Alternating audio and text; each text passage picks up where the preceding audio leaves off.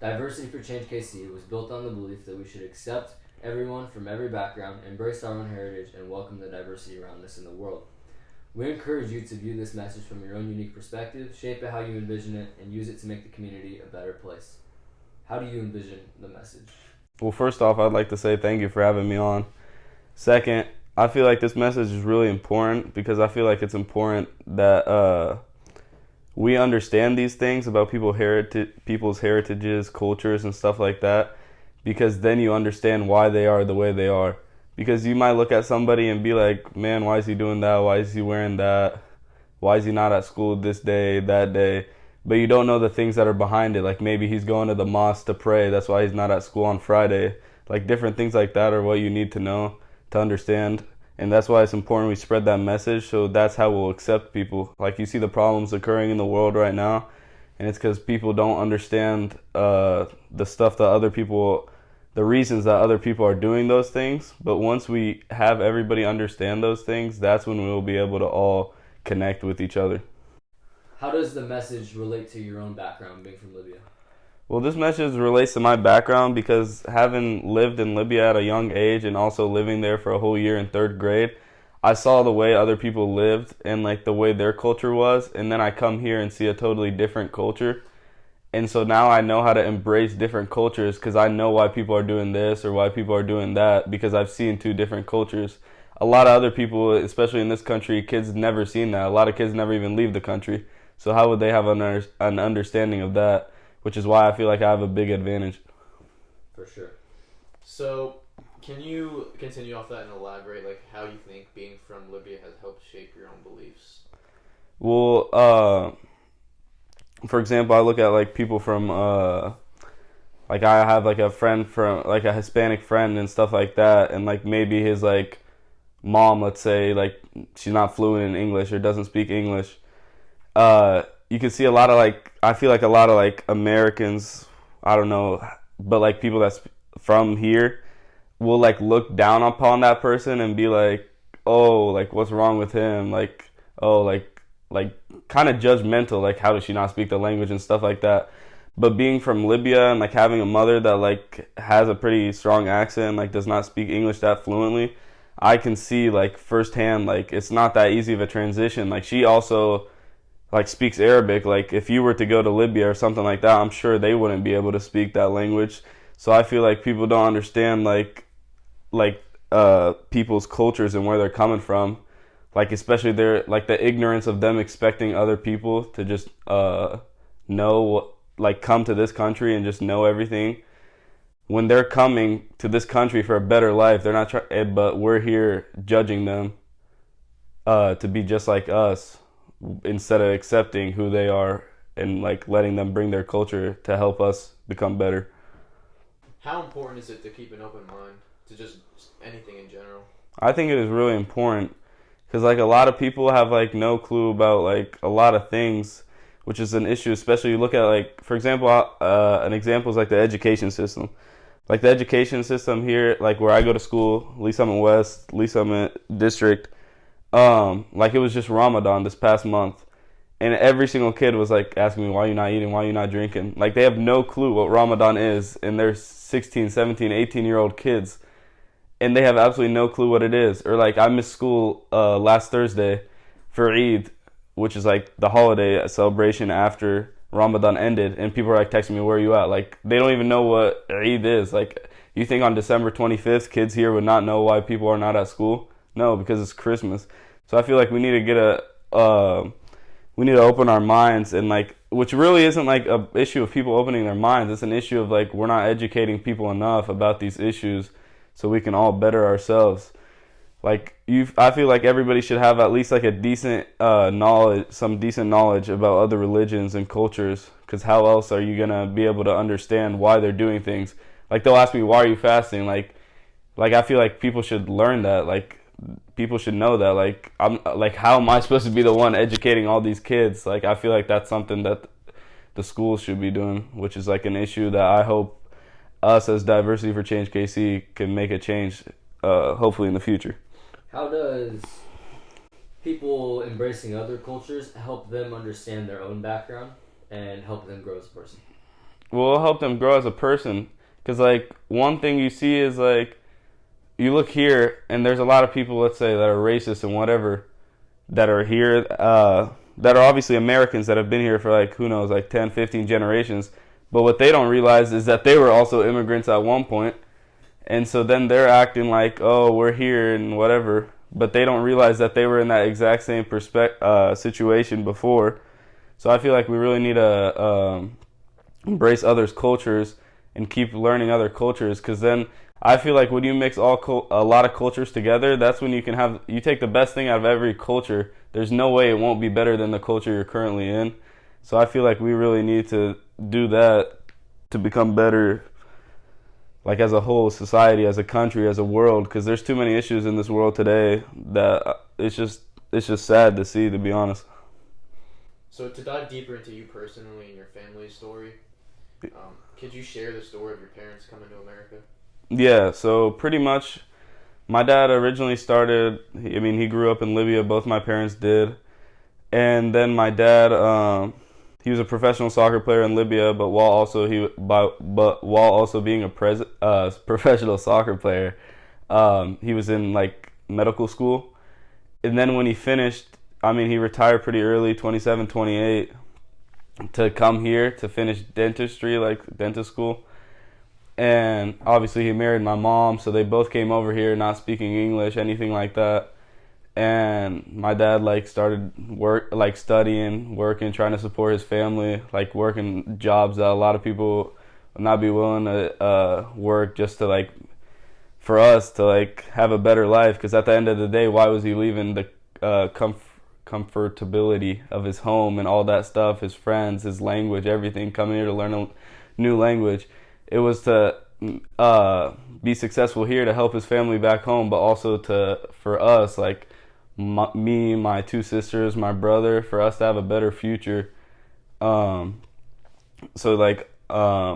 Obviously you look at that and you think about who else. Not a lot of people would do that, but that's what you have to do for a better life. And you look at that, and that's rubbed off on me because I know he did all that. So I have I feel like a lot of kids here have a sense of comfortability, so they don't want to do anything. They're like, oh, I'll just go to school, then go to college, get a job, and that's my life. But I know my dad did all that, so I know I have to do something more. If your dad did all that for you, then you have to be willing to go chase something because you don't want all the sacrifice he did. He always tells us, I sacrificed all this. I sacrificed my friends. You know how depressing that would be if you had 20, 30 years, your best friends, you don't even see them, starting a new life for your kids. That's a big sacrifice. So at the end of the day, what is a life about if you don't make your parents proud? And that's the thing that I want to do in my life. Bro, that's huge. Really good answer. That's something that both of us totally relate with. Yeah. My dad told me the story. I asked him because he obviously had to leave everything in Tunisia, yeah, family, everything.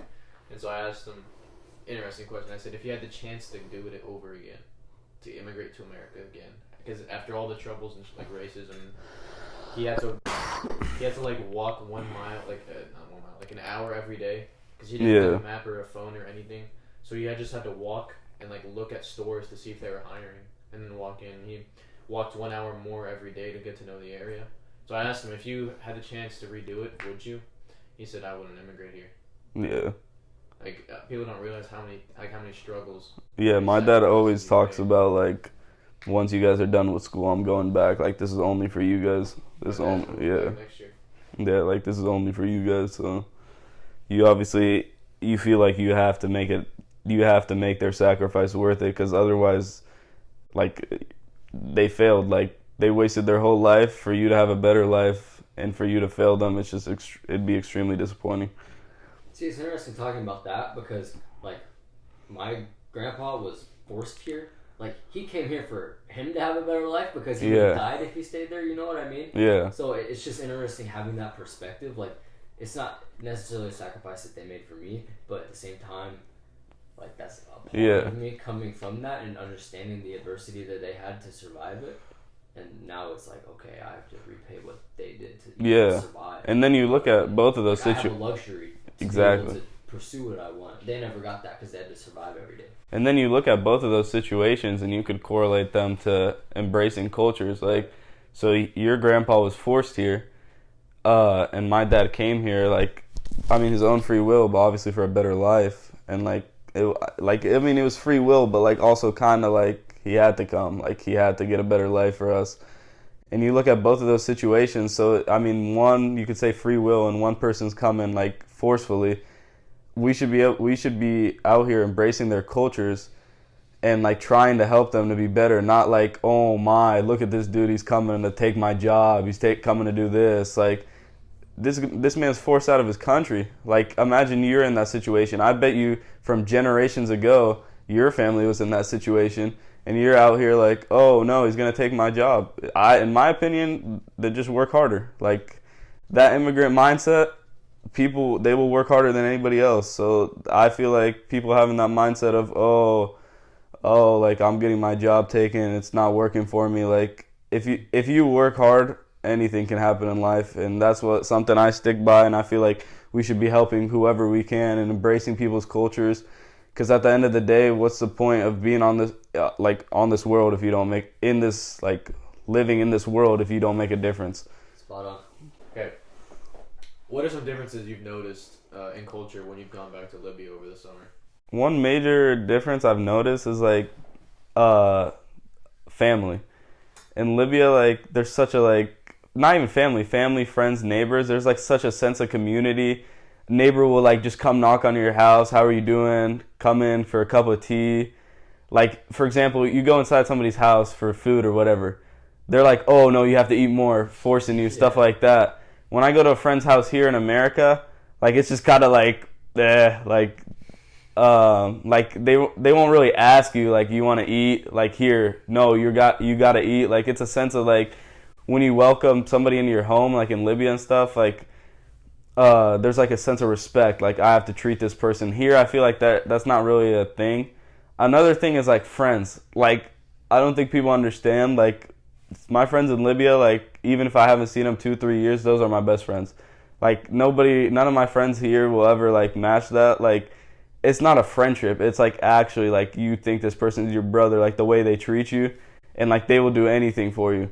Like, and it's like that's the whole way like it works. Like, even my dad till now, like he'll call somebody and they'll do something like, oh, like your friend works here, your friend works here, your friend works here. That's how you get around in the world. Like, I feel like that's not really what occurs a lot here. And like friendship, a lot of the times, like from what I've seen, is especially at my school, is there's so many changes of friend groups. Like, that does not really occur in Libya. Like, the people I've been friends with since I was like 5, I'm still best friends with, and I don't even see them for 90%. I haven't even seen them for 90% of my life. But here, it's just like a lot of changing of friend groups, and it's not like the sense of friendship is not really the same. Like, I feel like people are just like friends with people just to get through high school. What's the point of that? Like a friendship is supposed to be something that lasts for a lifetime, where you can rely on that person, not just to sit there. So those are some like pretty major differences, I feel like. Another major difference is like religious holidays. I feel like here a lot of the religious holidays really aren't taken like religiously. I feel like they're more of just like celebration of, oh, let me get some money, toys, whatever, and I'm out. But like in Libya, like it's actually like still about religion. It's still about following the things of the religion. It's still about going, like, you're not really like, sure, kids get presents and stuff, but it's more about like getting together with family, donating to the poor, going to greet other people, like talking to other people. But here I feel like it's not really it. Like, you look at like Christmas Day, I feel like a lot of people just they open presents and then they just sit around for the rest of the day, maybe get with some family and stuff. So I feel like that's just another major difference. All right, so to finish off, it's like 2 questions. Now, obviously, you're a big part of Diversity for Change KC now. Yeah. So what do you envision for diversity in the future? And specifically, what are you looking to do next year? I really, for the future of Diversity for Change KC, I'm really hoping we can get this, this organization on a really big platform where everybody knows about us and can read about our message. And one thing I really want to do is, like, we're having this interview right here. I want to have a lot more interviews about different people, Because I think telling people a message is different than them listening to somebody that has that different culture, that different history, that different heritage. When you hear somebody that actually has gone through stuff like that, you're like, oh man, this is for real. So I feel like that's really important for us to like really get that message out there. And I'd also really like to continue to do what we're doing, like for example, like that charity soccer match we had at Olathe West to raise money, and like I'm hoping to have a couple, like the idea we're having of a basketball tourney, a soccer tourney to raise money. So things we love to do, like play soccer, but also use them to make money and help people all across the globe. Like you look at soccer, like that's probably one of the biggest things you could say in the world that impacts every single culture. I don't think there's a single place in the world that does not play soccer. And you look at that game, it connects everybody. So I feel like we could use soccer and use a lot of other things to spread that message. Like, why can soccer connect us all? Why can't we always be connected? You look at, like, for example, like you could look at like a club like Manchester United. Look at the starting lineup they have. Every single player is from like a different country. Every single player is different culture, different history, different heritage, and they're connected as one. So that's a perfect example of how if we all just understand each other, take time to listen to different cultures, take time to learn about each other, we can all be connected together and grow as a society and grow as a world to become better. For sure, with the soccer thing, like the charity match, there were 16 different countries represented there. Yeah. You might not have known that. Like, that's a big thing. Like, look in the United squad, the strikers from Uruguay, Yeah. keepers from Spain, Congo right back, French. There's several French players. England, it's really Cote d'Ivoire. It's really, really cool to see that, and hopefully spreading the message and just raising awareness to accepting diversity. Accepting people from other backgrounds and using that to show how it can have a positive impact in the community can continue for sure. So Bashir, thank you. Elias, anything else to say? No, thank you very much. Definitely looking forward to the future with you. Yeah, for sure. I can't wait for the future, and I appreciate you guys having me on. Good stuff. All right.